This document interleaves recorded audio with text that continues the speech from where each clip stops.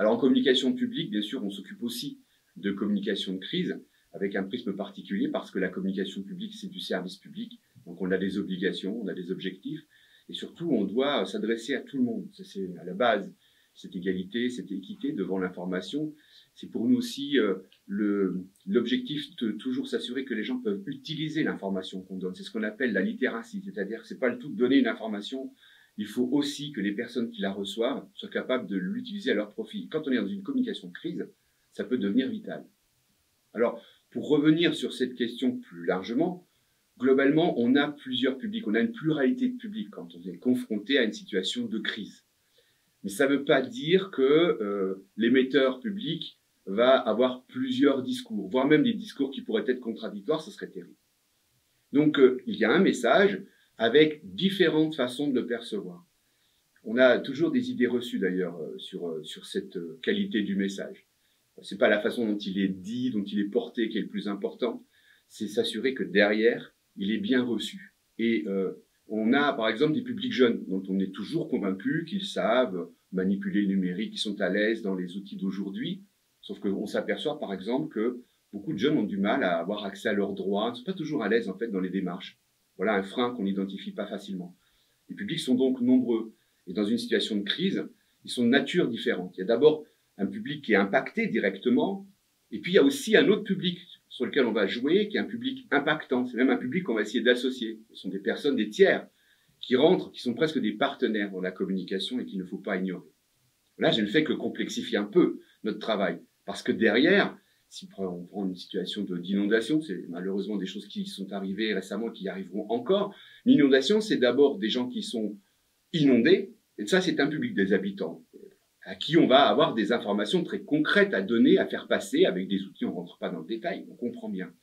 Il y a un deuxième public, ce sont des personnes qui ne sont pas directement touchées, mais qui sont impactées malgré tout parce que l'activité économique, par exemple, va être au ralenti, parce qu'ils vivent à proximité et qu'il y a des nuisances, ou parce que tout simplement une partie de leur famille est touchée. Donc là aussi, on a un autre public. On voit que ça, ce sont des habitants, des citoyens, des personnes qui ne sont pas forcément dans le champ, mais dont on va tenir compte. Et puis, en fait, et ça, c'est le propre de la communication publique, il y a tout le monde, en fait.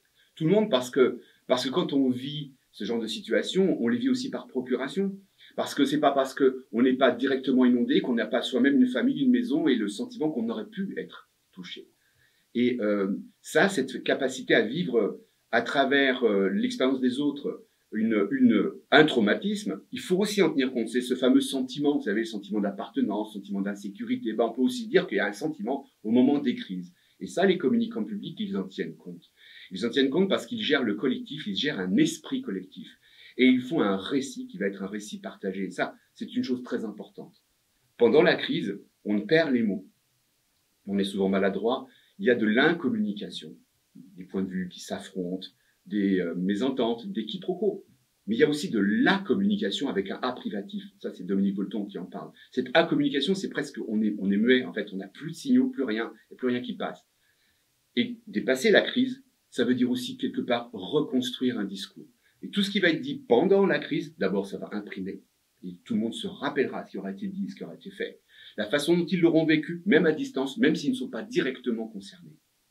Et puis, on va élaborer, en fait, un récit collectif. Et ça, c'est une chose importante parce que la vie en société, vous savez, c'est pas une vie en tribu où on peut avoir confiance parce qu'on se connaît, parce qu'on est dans l'immédiate proximité. La vie en société, en fait, c'est aussi se faire confiance. C'est une culture. L'apparition de la culture dans l'humanité, je vais très loin, mais vous allez voir, ça se comprend.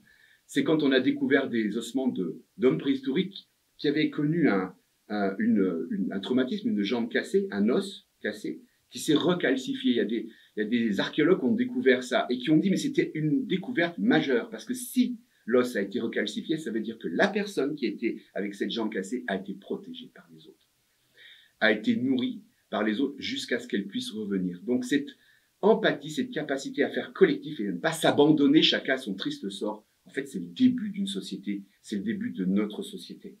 Aujourd'hui, il ne faut pas oublier que la com de crise, c'est aussi penser à après.